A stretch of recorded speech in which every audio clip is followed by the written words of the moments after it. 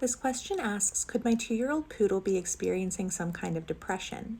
His energy levels had already been fading before we brought in a 9-month-old foster, but the change is more noticeable now.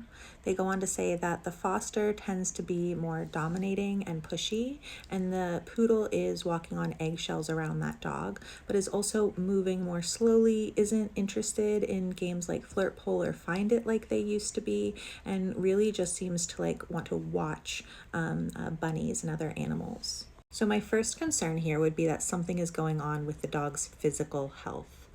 So when we see that the dog is physically moving more slowly, they're not interested in activities that they used to be interested in, depression is not a bad guess, but what I think is more likely is that there is some type of physical health concern going on. These can be signs of pain. I would be curious to know if, besides walking more slowly, are there any other changes to gait?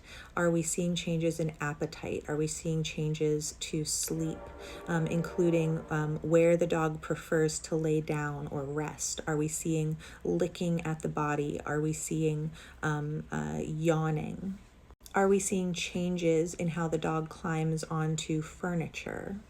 Is there any inconsistency in these changes? Are they happening, for example, more in the morning or more at night? Are they consistent throughout the day? Are some days worse than others? And certainly this could be exacerbated by a change in the house where the dog feels like they are now walking on eggshells, trying not to be attacked, aggressed against, put into conflict with another dog. So that's certainly not going to help things. And I would strongly recommend management around that so that the dog can feel safe in their house, moving around their house. But with the information that the dog was starting to slow down even before the foster came into the home, I would be super concerned and would talk to the vet about these changes.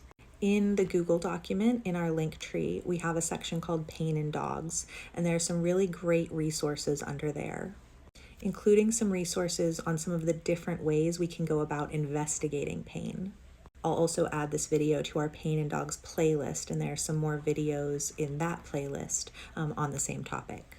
Sometimes finding out what's going on physically can be a process.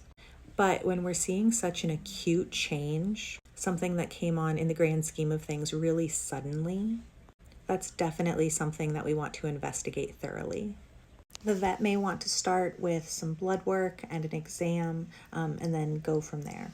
Ideally, in this sort of situation, we're working with a vet who takes these concerns seriously, believes that you know your dog and you know when something is wrong, and helps you to investigate what that is.